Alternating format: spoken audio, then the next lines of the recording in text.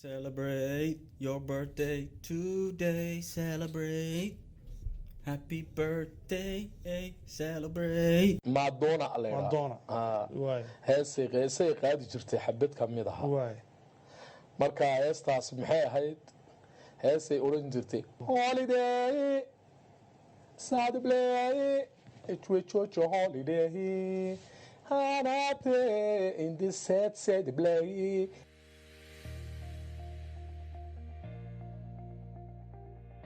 I bet you're wondering, what's with the happy birthday? And who are we singing to? Well, it is January 1st, and for a lot of Somalis across the world, it might just be your B-Day, or at least one of your family members. Welcome to Unfinished, the podcast where we go through the journey called life as we piece brick by brick together. Join me, the Nomad, and Toronto's finest, Bella with 2 L's, and a young king in the making, Smooth Operator. On today's episode, we're going to break down growing up Somali in Toronto. Bella with 2 L's coming at you guys. I'm very excited today because you guys are in for one heck of a ride. So we're gonna celebrate. Hey. This could be all night. Hey, celebrate. Okay, take it smooth. Okay. So, this is Smooth coming in. You feel me? We're not going to be saying smooth operator. That's a lot of words. We're going to go smooth. That's long. You know what I mean? So, this is our first episode. We're coming live to you January 1st, 2021. So, we got to start. We made it, guys. We made it. Woo! We made it through 2020. And we got to give a special birthday shout out to all the Halimas, to all the Farahs. Happy birthday. Happy birthday. Happy birthday to you. Let's go. Happy Birthday to Let's you. go. Hey, so there's a lot of 50 Cent in the club going on. Mm-hmm. You know what I mean? There's a lot of music being played. It's a celebration. We're going to have a good time. Welcome to the podcast. Let's get started. Let's go. Let's do it. Let's break down, what does it mean to be Somali? In my personal experience, telling someone that I'm from Somali and getting that confused look, that's being Somali. Waking up, having anjera for breakfast. That's being Somali. You know. Rice with the banana. That's being Somali. I am the captain now. So, let's just get into what is Somali. So, from my personal experience, I didn't really understand what it meant to be Somali growing up. I had a couple incidences growing up in an area where it's predominantly Caribbean and being the outsider. I'm pretty sure you guys all experienced that too. So, Thanks. what does it mean to be Somali for you guys? I felt it took a long time for me actually to kind of get in tune with my Somali Numa, I would say. I lived between 2 different worlds. So if you know me, I was born back home and I came to Canada 95, Southside region. So we came through and there was probably less than 5 Somali families there. And I came with a couple of older siblings that already they were Somali Nimo to their Dimo already. I was 5 years old and they were in their teens, and so they've already kind of grasped who they were and they weren't going to let up for anybody. And so when I walked into Regent Park, I didn't know myself. I didn't know if I would fit in with the Somali kids, if I would fit in with the black kids. I was just trying to, find a room to kind of grow and be myself. And I felt at a very young age that I was kind of an outcast because I was not black enough for the black kids. I don't want to step on anybody's toes, but growing up, you're going to know that I'm pretty sure a lot of Somali people felt that they weren't black only because they were in Caribbean. So just want to let you know, I am black. I consider myself black. I identify as black.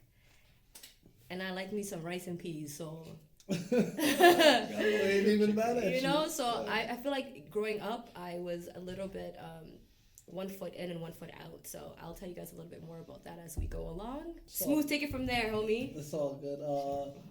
So for me, I would say I'm similar to Bella. You know, I wasn't born here. I was born in Europe. And I was born in Germany. Then I came off a plane straight to Dixon. So Whoa. I landed in Hamad. Culture shock. I'd say the world. The world. No. It might be the world. In the It's diaspora, yeah. infamous. Shout outs to Dixon. Shout out to Dixon. So Big shout right out. away, I had to, I experienced Somali culture in my face, everywhere. Yeah.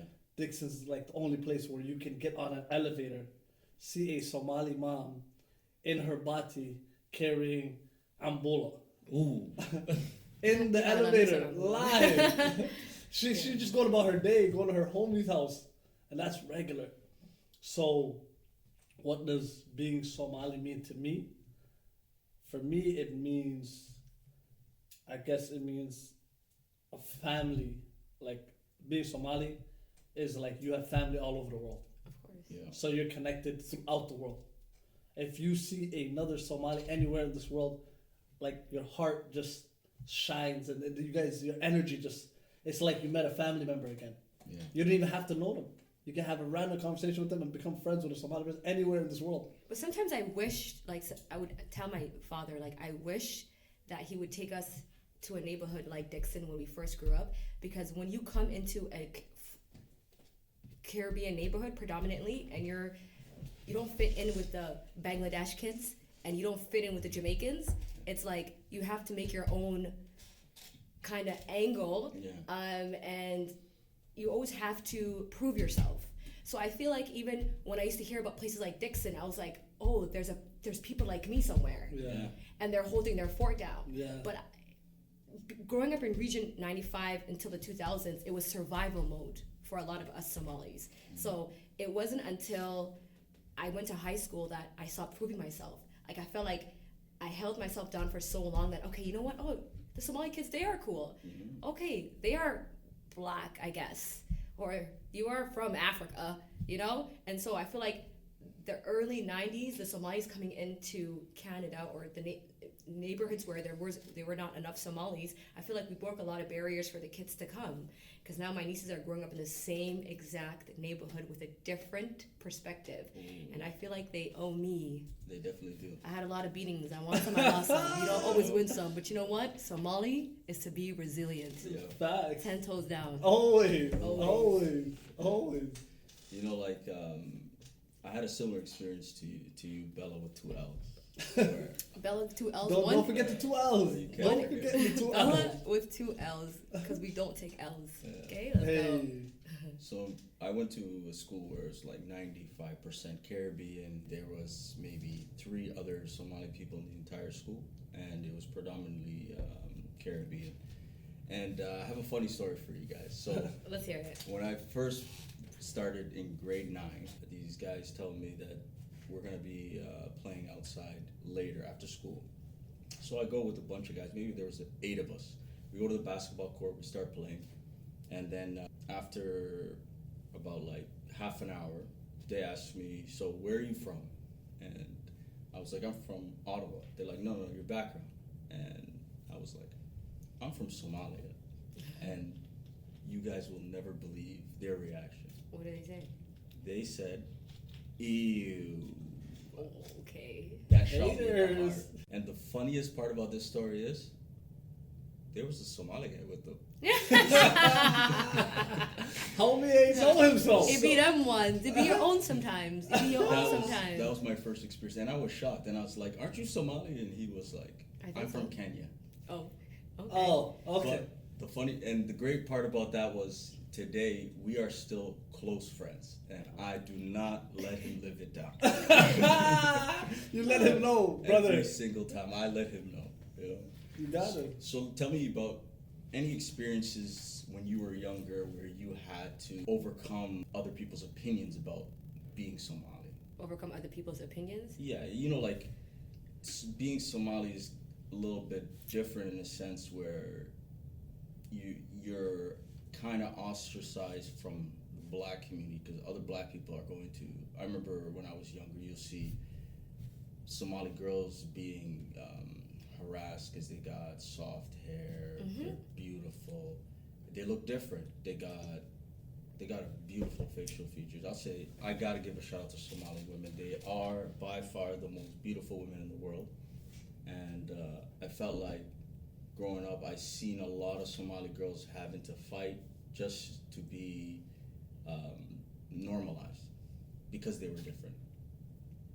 And I'm wondering, did you have that experience yourself? Honestly, that you take me to my next point. A lot of the fights came from not being black enough because you didn't look like you were black, right? And there's no way to look black, right? Black is beautiful in all shades, in all skin complexions, and all types of hair, you know? And I think it was the idea of you being inferior to somebody because they didn't know who you are, where you came from, and they wanted to box you into what they thought of you. Yeah. So I had a problem because they always would say, "Oh, you're Pakistani," and I'm like, "It's because I'm wearing a hijab," and I'm like, "I'm not Pakistani," and there's nothing wrong with being Pakistani. Yeah, of course. A lot of Pakistani. But I would always say that I had kind of, I would say, a completely different experience of being Somali in Regent Park than the average Somali girl, I would say. Definitely, yeah. Only because there's one like main elementary school and then there's one outside of the neighborhood. I had to go to the inner neighborhood school because it was in my district and it was walkable distance, and my father was not going 6 blocks to take me to a safer elementary school. Okay, so half the girls I grew up with didn't even go to my elementary school. I only met them like after grade 8. Yeah. So imagine, it's already 6 families and now only 3 of the families go to that dangerous elementary school with you. And so my fight was completely more different, and I feel like it kind of shaped me better because I have tougher skin, I think, a little bit, than most of the girls that were coming out of my neighborhood because they were very sheltered. Again, growing up with a single father is completely different than growing up in a 2-parent household. Definitely. Because the dad might be working, but the mother is going to make sure the kids are coming from school straight to home, not going, like, you know. But me, I had a little bit more leeway outside. As people would say, I kind of made my own decisions and stuff. So I don't want to just be going in circles about this, but I had a more interaction with the kids in the community, and I was tested more. Of course. So things like you were saying how girls used to be attacked for no reason. I remember going to day camp one day, and I was wearing a sweater that had a logo on it. So the girl, and she was like, "Why are you wearing that sweater?" And I was like, "Oh, I'm thinking, okay, this neighborhood, you know, we're Bloods, so maybe I'm wearing like the wrong color." And I'm like, "Oh, what? Is it the wrong color? Should I change it?" And she was like, "No, look what's on it." And I said, "What's on it?" It said cutie. And she was, "But you're not cute, you're Somali." Wow, that's petty.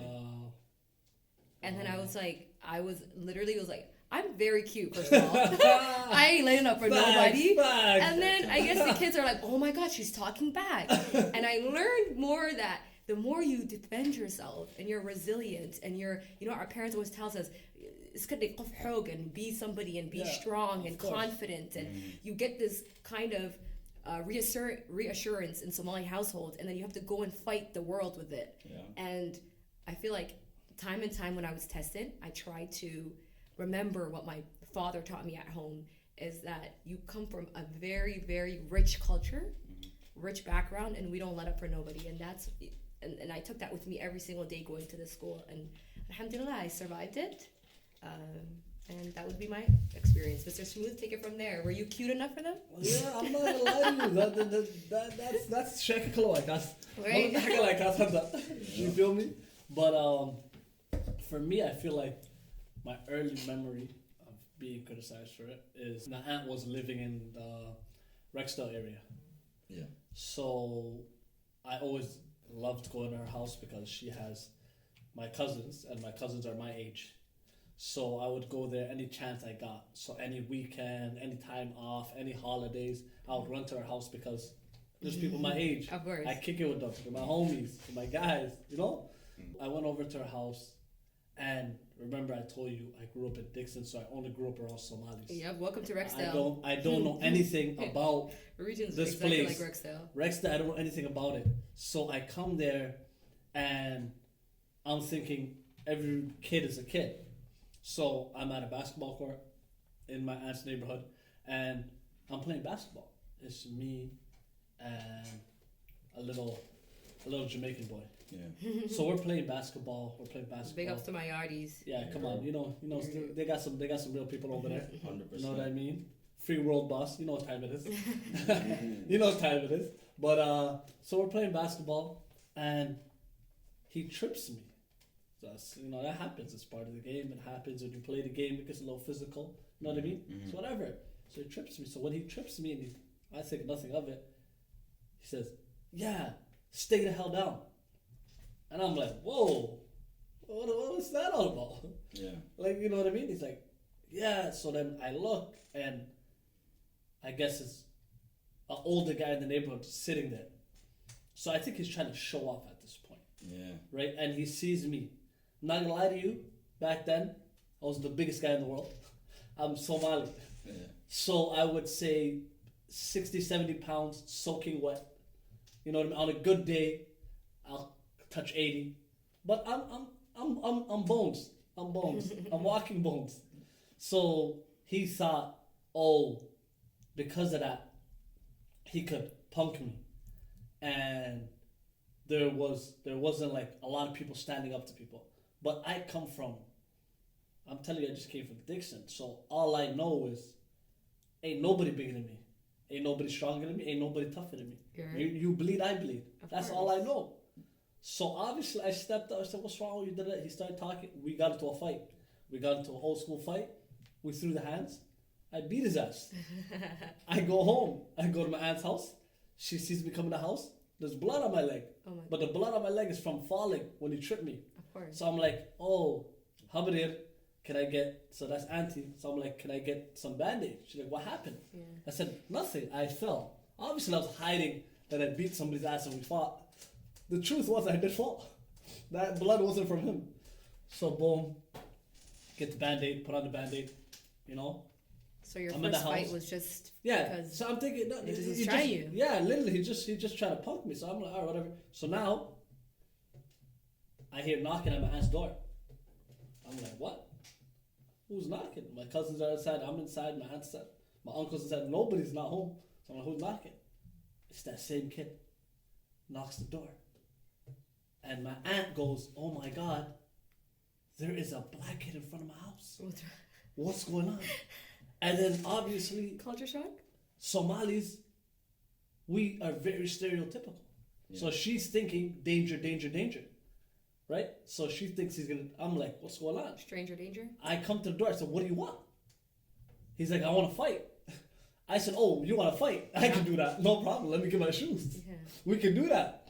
But my aunt, she's saying, "Oh my God, don't fight him. Gonna shoot He's you." going to shoot you."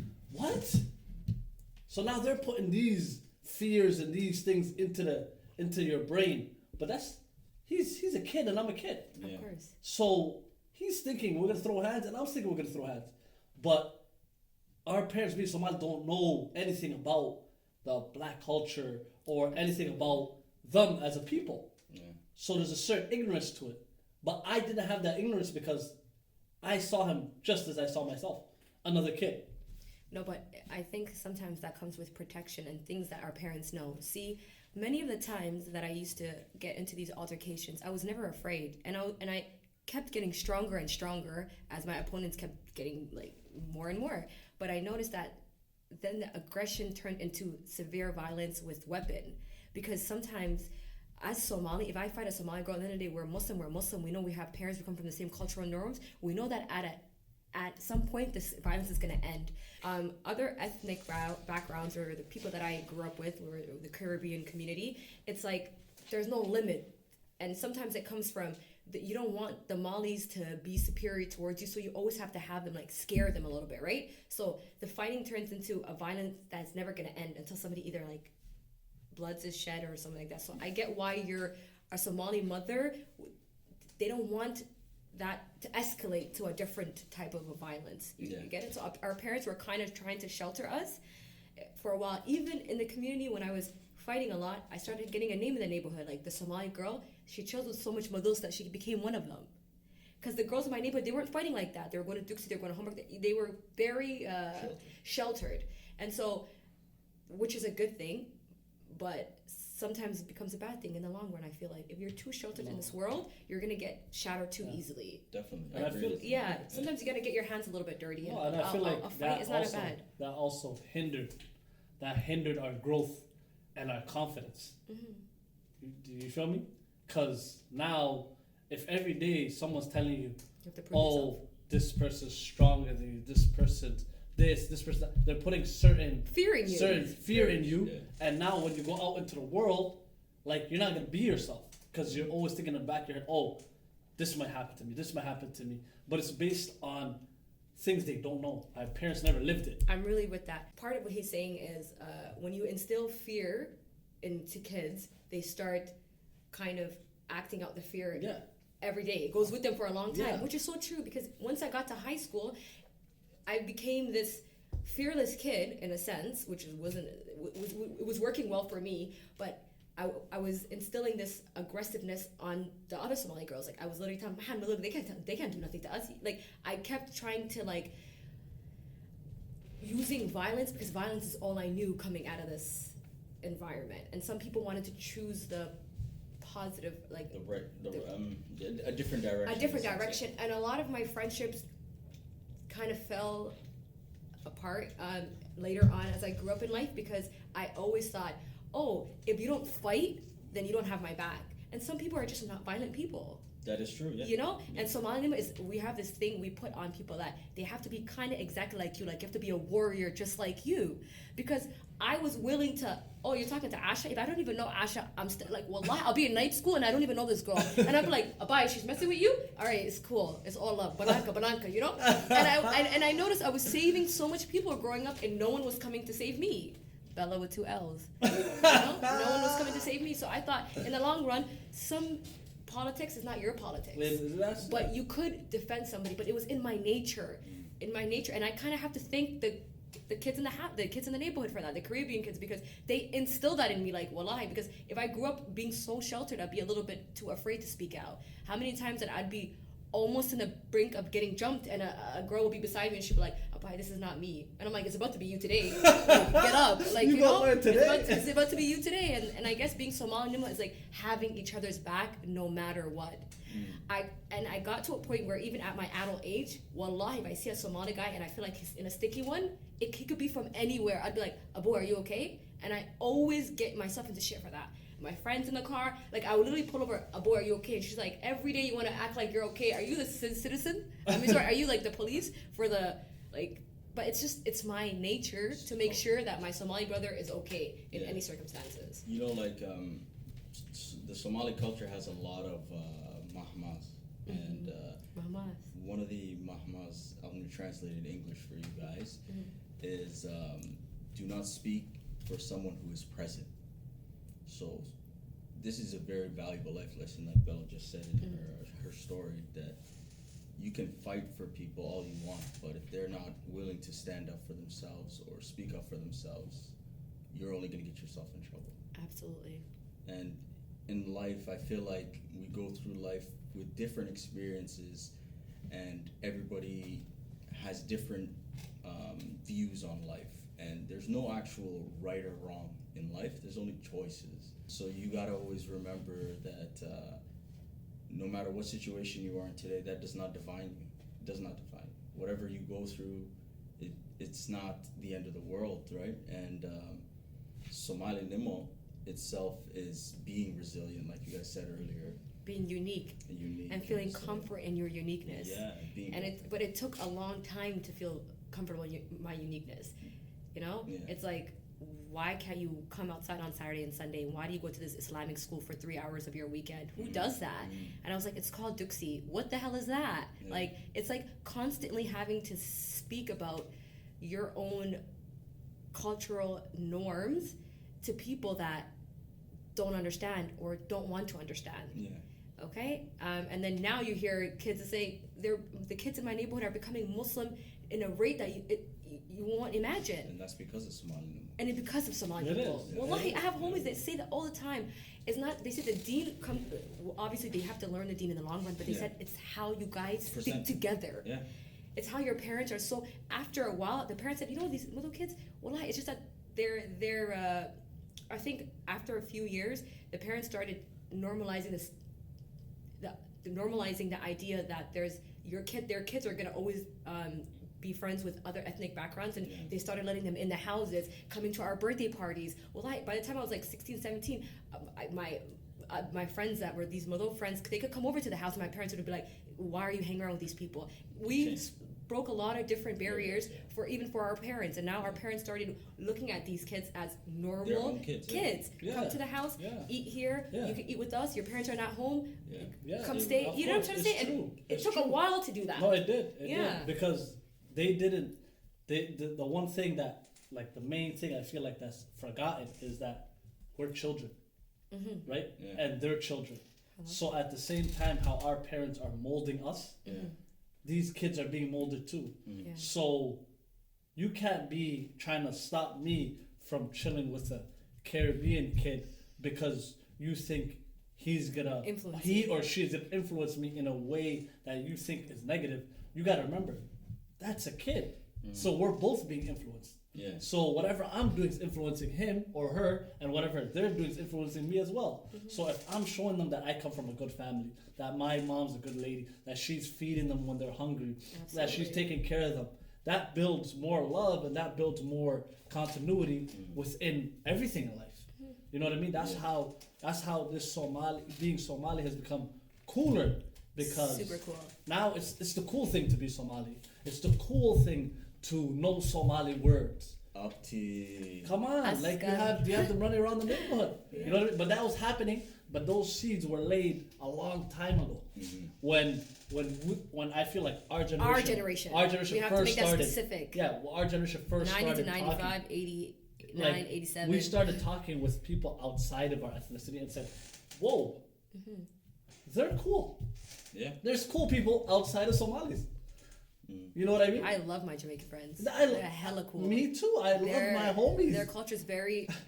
Like, we can all. I can honestly say everybody has a bunch of friends from different ethnicities. Forget being just Caribbean. Forget being Indian, anything. And Indian, anything. We all have friends of different ethnic backgrounds that benefited us and taught us lessons in life. I agree, and like I feel like for our parents' generation, I wouldn't hold anything against them. I feel like they went through way harder hardships than us. They fled from war. They're more special than us in a sense, because they imagine having to. Actually, I'm going to tell you guys a story about my mom's experience coming to Canada, which is really shocking when I look back on it. So I want you guys to imagine my mom came to Canada at the age of 23 with 3 kids and nobody else. My father sent her on a vacation to New York in, I think it was 1987. And my mom's going to New York just thinking, yeah, I'm going on vacation. I'm going to go back. Everything's okay. And then my father told the family we were staying with to rip up the tickets. And now she's stuck in New York, 3 kids, doesn't know what she's gonna do. So my father connected her with a family member in Ottawa. I told her, you're gonna go to Ottawa. My mom doesn't speak English. She got 3 little kids, and me, I was just a baby. And 2 older sisters, they're just like a year, 2 years apart. So she has to get to Ottawa from New York City. So the family puts her on a Greyhound. She ends up in Toronto, and by the time she gets to Toronto, it's I think it's 1 a.m. and all the buses are done. She's stuck literally at the Greyhound station downtown in Toronto. No English, no idea where she is, and she's crying inside the bus shelter. And you know what happens? She sees a Somali man, a young guy in his 30s, and she starts smiling. And the guy asks her, "What are you doing here?" And she tells him the whole story, and he says, "You know what? Come with me. I'm gonna take you to my apartment." And he took us to his apartment, and he had roommates at the time, young guy. Scabalas? So he kicks everybody out, and he cleans up the house. He gives us the apartment, and he leaves. They all stay in a hotel. The next morning comes. We're ready to go. He takes us back to the bus shelter, helps us out, puts us on a bus, sends us on our way to Ottawa, and we go back. We move to Ottawa anyways, and we end up living our life, whatever. And every time I hear my mom tell this story, she cries because she doesn't know what his tribe is. She doesn't know anything about him. This is what Somali Nimo is. Profound. And that's the beauty of being Somali. I feel that we should embrace that fact that anywhere you are in the world, you're like a MasterCard. You're accepted everywhere. Absolutely. Yeah. No, that was beautiful. Shout out to that man. Shout out to that man. If you're listening, if somehow, some way you're listening to this podcast, we appreciate you. Definitely. We appreciate you. I feel like that was just so profound to listen to. And again, being Somali is more than just being aggressively loud and wanting to be the best at everything in life. Like, I feel like it's stories like that need to be more heard. I feel like a lot of what's going on in the community now overshadows all the things that we've accomplished in our lives. Yeah. And coming to this country and opening up all these restaurants and these businesses that go on for years because we are the main consumers and we make sure that we prosper as a community. I feel like all of that gets overlooked by all the chaos that's happening in our community now. And it's stories like that is so profound. And I want to touch base on that only because I feel like something very similar like that happened to me and how I got here in my journey. So on our way from Somalia to Canada, my mom passed away in the journey. So we flee the Civil War in 92. We're in Djibouti now. So it's me and two of my other siblings and my mother. My dad already took the rest of them to Italy. So everybody was migrating to Italy. There was a huge population of Somali people, relatives and stuff that were already in Italy. I only had one aunt in Ottawa also. And so on our way here, my mom had a tumor-like issue on her back, and they were like, "Oh, Italy has better doctors. Don't even try to stop in Djibouti. Just make your way to Italy." And then when we got to Djibouti, kind of got worse, and she had to go in immediate surgery, and she passed away. Allah yarhamah, in Djibouti. And so now I'm just in a house with a bunch of other Somalis that fled civil war, and my two siblings. So the oldest at that point is 7, 5, and a newborn. And so the people in the house was like, what are we gonna do with these kids? Like, they're calling the father. My father has 3 other kids in Italy, so he's like, okay, I'll bring them there, and I'll come to pick the kids up. Just take care of them while I get there, because it's not easy to leave younger kids and then travel back and stuff. So they fed us, took care of us, did everything. The family was on their way to Ottawa, so she was like, you know what? We're going as refugees to Ottawa. If the aunt could obviously meet us in Ottawa, we'll take them straight to Canada. You just take care of the kids in Italy, and we'll take them we'll take these 3 kids. And it was another complete stranger staying in a 3-bedroom household with almost 5 families. And it's so profound to see that Somali people we are built different when it comes to like taking care of each other. Yeah. I feel like, again, how you said, our parents got tested so much more than we've ever could be tested. Yeah. Like with hunger, loss of wealth, because obviously these people are people that obviously had careers and a life. They didn't picture one day just getting up and coming to a country that they feel they have no place in, right? They didn't even know the language. And so I ended up without my mother, but fleeing from a country with a complete stranger. And my father having never met this family, and trusting them with 3 of your children. I feel like Somalis have one degree of separation. Like anywhere you go in the world, if you talk to a Somali person, you'll figure out somebody that they know. Absolutely. Like, and it's crazy. Like, it could be literally anywhere in this world. It could be I don't know if I random want to say person. it's the dean, because I always want to say it is the dean. The dean puts so much pressure on being the backbone of your neighbor.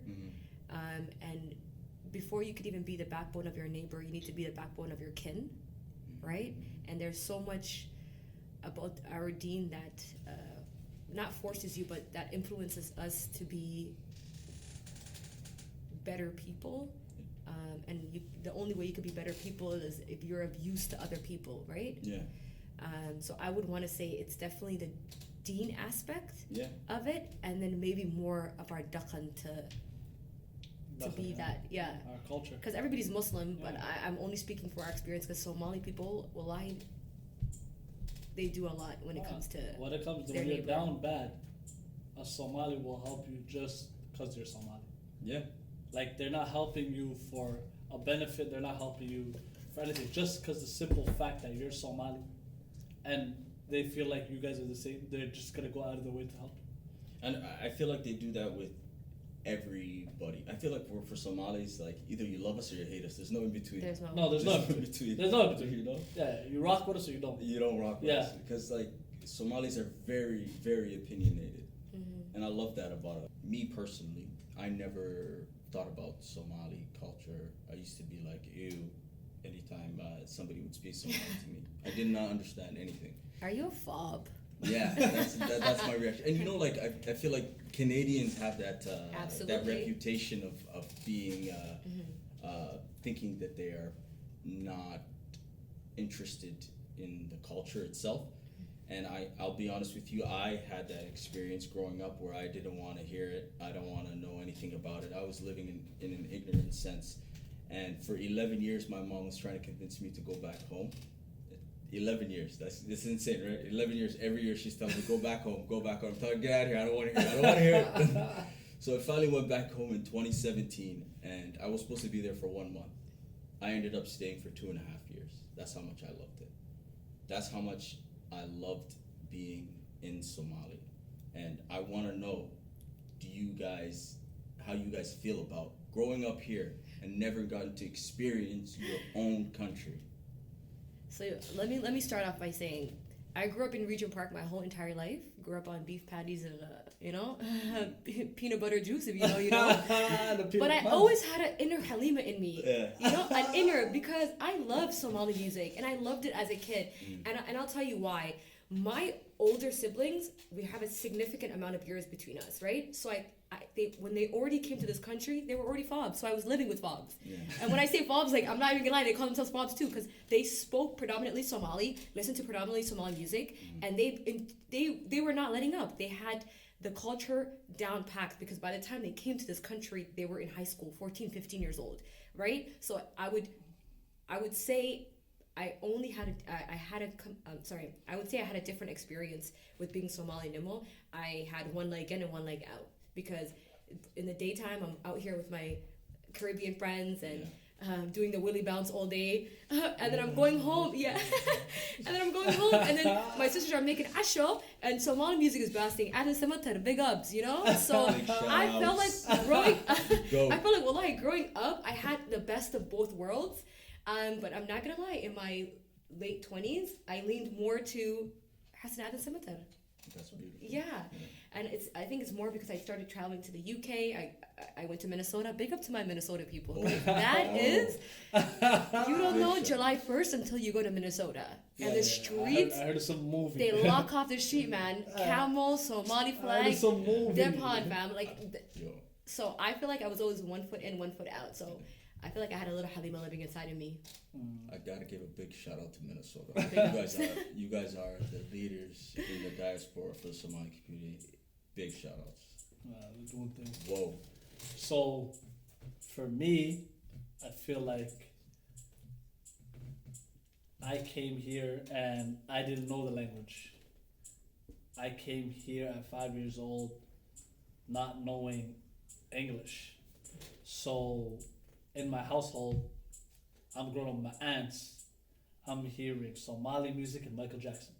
Yep. You don't want to get me started with Michael Jackson. That's No, my but guilty pleasure. You know what I mean? Yeah, come on. So we're listening to the King of Pop and Somali music. Yeah. That's all. And the house, there's always food cooking. So it's like once I'm in the house, I'm living in a little Somalia, right? Yeah. Like everything about the house, the unsi is on.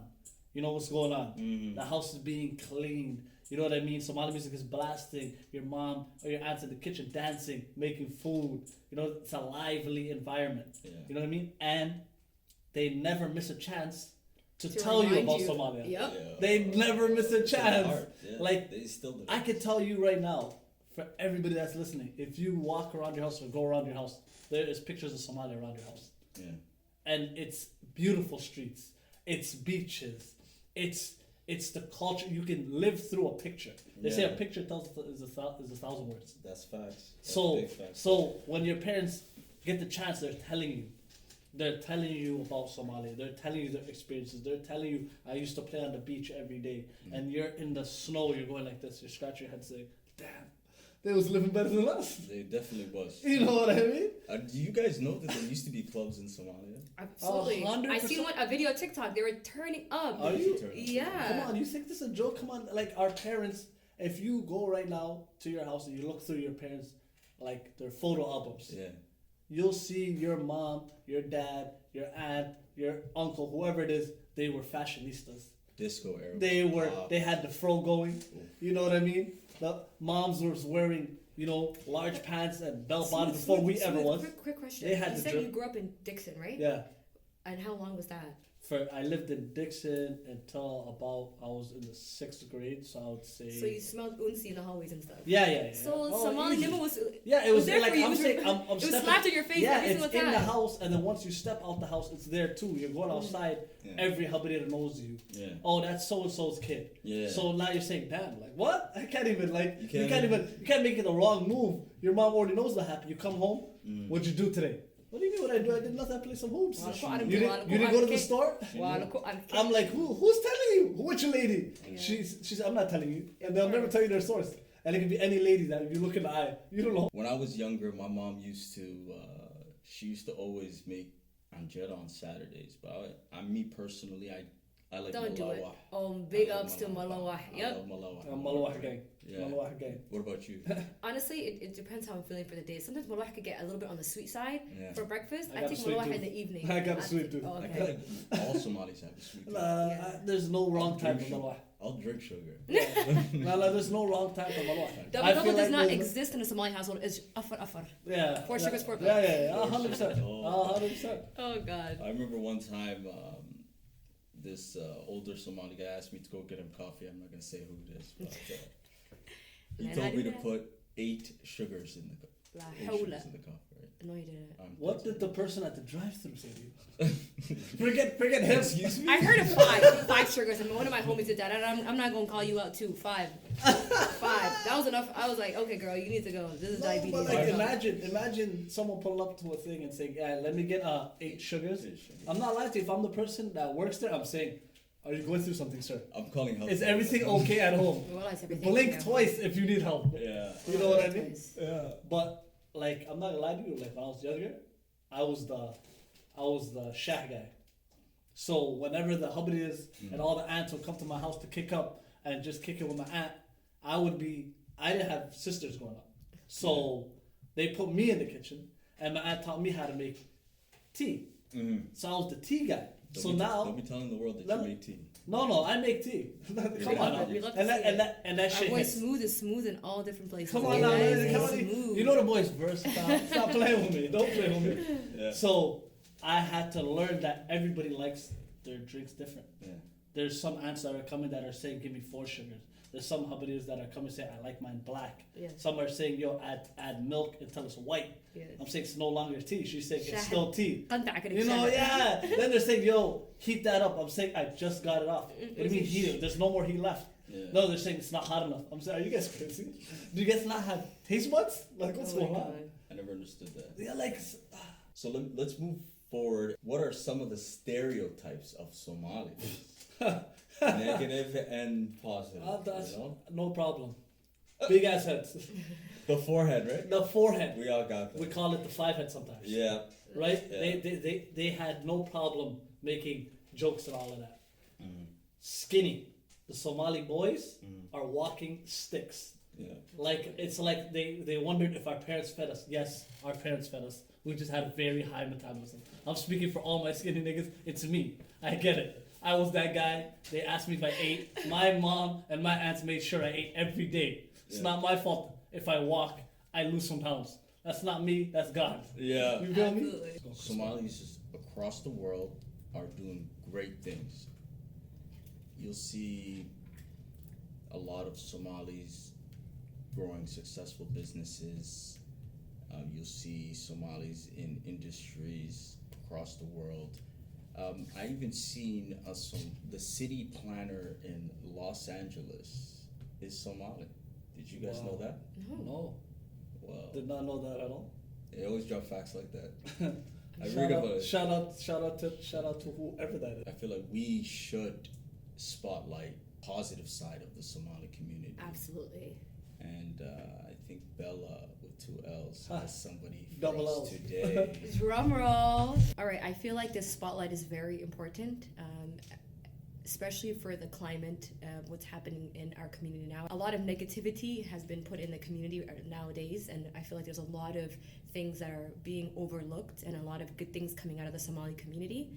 And so the person that I chose for the Somali Spotlight in our first very episode is somebody that's special to my heart. She goes by the Baking Soda, Hard name.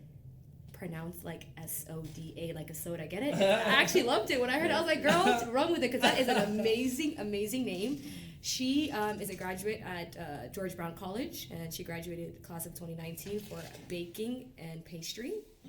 So Shout out to her. she does a lot of her business is actually based out of her home, and she does events like bridal parties, showers, anything you name it. Her cakes are to die for. And I'm actually gonna bring some one day so you guys could actually try it. The reason why I chose her is because she's been getting a lot of buzz in the community. She is very professional. Everything is always on time, and obviously with Somali people we have this impression that we're always late with our things, but she is breaking a lot of barriers on that. And the Baking Soda, her real name is Soda Aden. I just want to give you a shout out, Soda. Shout out to Soda. You know what time it is. Another highlight, she actually went for a pitch contest, so she had to pitch her business in front of a panel in 2019, and she actually came 3rd place in the GTA, winning 2,500. So our Somali sister, you are our very first spotlight, and you guys can find her at The Baking Soda on Instagram for all your baking inquiries. And yeah, you guys, she's amazing. Her cupcakes are to die for. Okay, so baking soda. I'm not gonna lie to you. You're gonna have to hit us up. We're gonna have to try your products. We're gonna support your business. But sometimes let's throw a little one too. You feel me? Man, I try to get a taste. We like the desserts. We like the desserts. That's Over right. here, we like it. So shout out to you and everything that you're doing. Just know that you may feel like nobody's watching, but we gonna get the world to watch you. Don't worry, we got you. Do you mind me asking what school she went to? George Brown College. She took culinary arts at George Brown. She sure did. That's special because George Brown is top Very 10 known schools. for that. Top 10 schools in North America for culinary arts. So she's got that. She got that wrist work. So, ladies, just so you know, Beautiful. cooking is a career. Absolutely. It could be a career. Don't look at it. Don't look at it as a chore. Here the fathers come. No, don't look at it They're as a here. chore though. They're saying here. They're amongst there are us. benefits. They are amongst us, guys. There are benefits to it. Don't always look at it as a job. Like don't look at it as a chore. It could be a job. It could be a career. We got our young sister here doing things. Shout out to you. Yeah.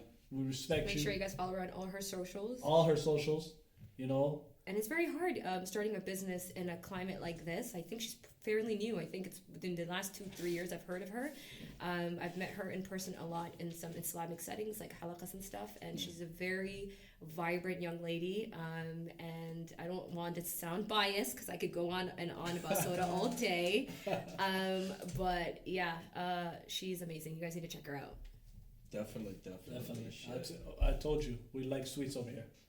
We like sweets, so don't worry. We're gonna check you Somali out. with the sweet too. And Yeah. don't forget us. Don't forget us. You know what I mean? Don't forget the like a unfinished. 1-2. Slide like a 1-2. I feel like the younger generation has a entrepreneurial spirit that I never had, and a lot of people who are a little older didn't have.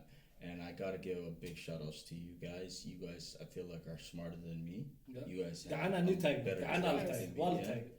You guys are a little bit more sensitive, but you guys have a lot more than I have. They do. And I have this thing, again, it's the Somali in me. Once I see an avenue, or once I see a business that I would want to use, like bridal showers and all these events that we have as women, or even males, but more so women's, like we like these catering companies. Once I see a Somali sister doing her thing, like I have to, that has to be my go-to. And I don't want it to be like, oh, we're trying to be selective with where our money goes, but sometimes we need to, for our people to That's prosper. important, yeah. Wallah, that's very important. course. As from when I met that girl, just knowing her for the past 1-2 years or so or less, I've always went to her for my family events. It's my go-to. There's another sister, but we'll talk about her on another episode of Spotlight. It's important for us to make sure that our people prosper, especially in a time like this, a climate where all the storefronts are closed. There was talks of like businesses going that are closing, they're going bankrupt and stuff like that. And it's in our best interest to make sure that we are a helping hand in these businesses, in these small businesses in times like this, right? Definitely. Yeah. Definitely. Most So definitely, it's- most definitely. it And falls also, you on gotta our support shoulders. support black business. Absolutely. Support all black people. Support all Absolutely. black business. Absolutely. Somalis, yes, we are black. Absolutely. Support black business. No, absolutely. We gonna support everybody. We got you. Yeah. So, I feel like being Somali is entwined with being nomadic, and I wanted to segue into the last part of this podcast where we try to give a little bit of a reminder, because every time that we do have more than one or two people around, we should be remembered of our Lord, Allah subhanahu wa ta'ala. And we're going to go every single week, hopefully. We will be bringing to you a story or a hadith that's related to whatever subject that we do speak about. And I'm going to let Bella go from here. Hey guys. So whatever I say that's wrong is from the shaitan, and anything that I say that benefits you is from Allah subhanahu wa ta'ala and his messenger. So the hadith I chose today sits well with not only the idea of being Somali, but the idea of being Somali in the Western society. It is narrated on the authority of Abu Huraira that the Messenger of Allah said, Islam initiated as something strange, and it would revert to its old position of being strange. So give glad tidings to the strangers. So in this day and age, it's easy to be like everyone else and fit in.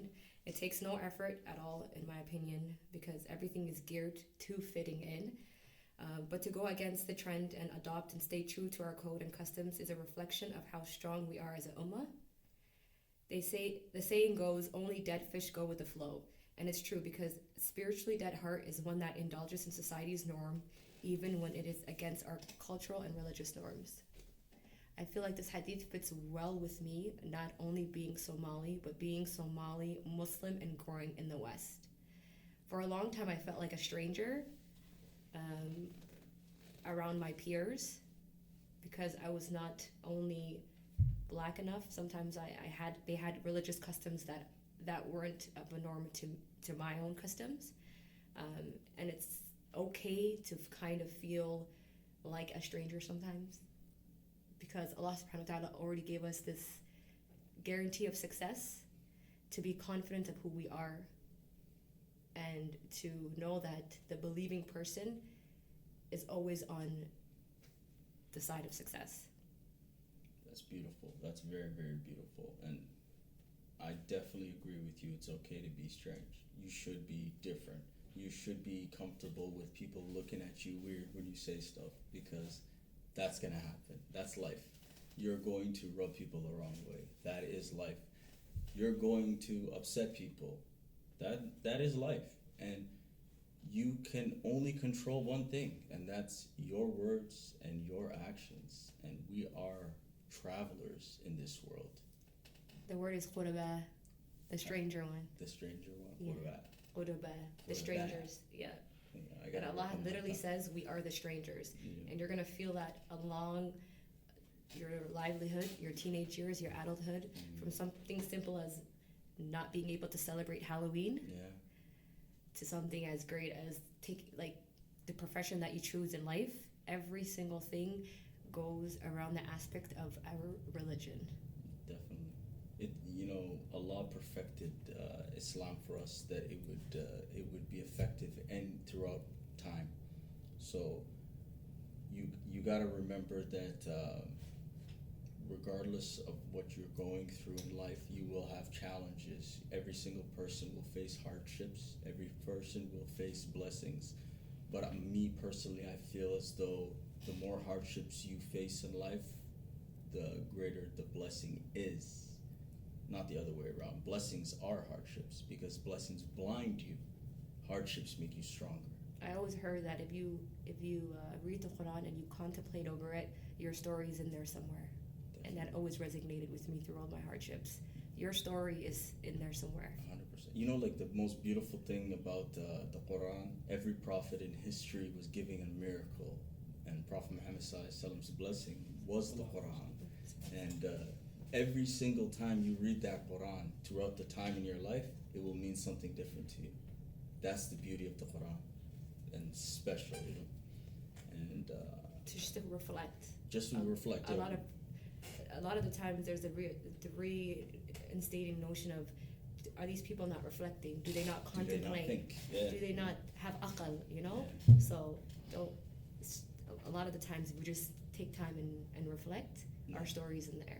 Definitely, and I contemplate this all the time. The first verse that was revealed to Prophet Muhammad ﷺ was Iqra, read, and it really it resonates with me on a different level, because when the Quran was released in the world changed, because it gave us different types of governance that didn't exist before that. Before, the world was governed by kingships. After the Quran, the people govern themselves. And I want to let you guys know that life is about learning, and we will make mistakes in this world. I will say stuff that will be wrong. I will have opinions that are wrong, but I'm comfortable being wrong, and I'm comfortable failing. And I feel like both of you guys are in the same position. We're only human. We're not perfect. Yeah. We're just here as flawed humans. We are flawed. We're just ordinary people. We don't know which way to go. But go upon the haq, okay? That's where we're all striving to go. The Always. And feeling happy in being Somali, you guys. Whoever's celebrating your birthday, Yeah. happy birthday to you one more time. Shout out to you. Gotta love it. Shout out to Michael Jackson. Was the only person, only to make things music light that again. wasn't like looked down upon. I feel like every Somali, it doesn't matter. Everybody in the world knows at least 2 Michael Jackson songs. Michael Jackson was not here. Your Michael mother- Jackson and Maria LaBlanche. That's Yeah. Mary J. Blige in the Literally, Somali name. your You like mother- Mary? I used to love Mary growing up. I grew up around a lot of aunts, so my aunts used to like it. But I'm saying they used to call her Maria LaBlanche. But I used to always tell them it's Mary J. Blige. What Maria LaBlanche no get? Come on, man. You know God, Somalis, son. man. You guys, Somalis, their pronunciation is totally different. I'm gonna tell you guys something, but don't judge me. Okay, don't do it. Every time my family or friends we would go to karaoke, there's only one song that I would sing, and Mariah I don't Carey know how Fantasy? this is. No, Is no, it- no, I Will Always Love You by Whitney Houston. no. What? It's Mary J. Blige, Not Gonna Cry. Are you crazy? That's my favorite song of all time. That is an anthem. It's weird, right? No, it's not weird at all. That's- People love that song. It's Not the Gonna most Cry? passionate song, yeah. Absolutely passionate. It's deep.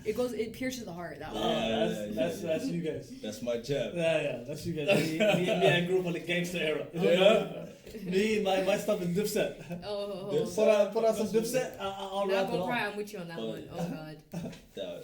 So yeah, like before we close up the episode, I wanted to go into a little bit about the next episode because we're going to be talking about something interesting.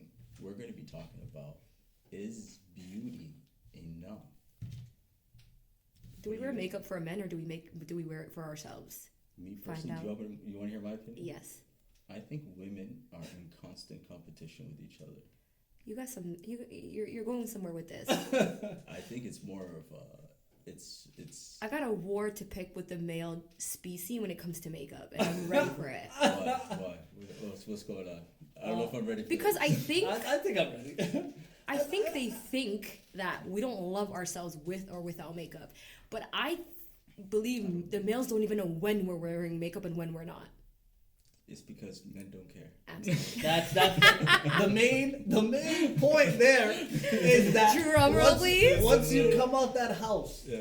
however you look, Don't matter. we're okay with. Don't matter. We're okay with it. But you know what it is? We're creating this. But you know what it is? Find We're all out saying- next time in Dragon Ball Z. Yeah.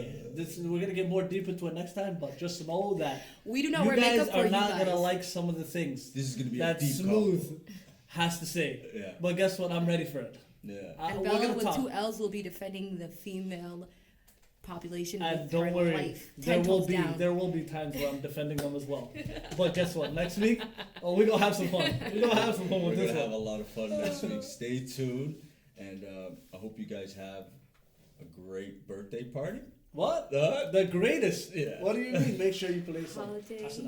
Holiday. You know what I mean? Yeah. Get the holiday. No, for real though, we're wishing you guys a happy new year with a lot of blessings and barakah that comes your way this year. Yeah, We've had a really hard and hardship testing year in 2020, and may Allah open a lot of doors for you guys and ours, and let's get it. Yeah, and let us outside. Let us go outside. 2021, please let us go outside. Yeah, and last thing before I go, just like Bella said earlier, anything good that came from us came from Allah subhanahu wa ta'ala, and anything bad that came from us came from the error in us. Absolutely. Yes. Take care, guys. Woo!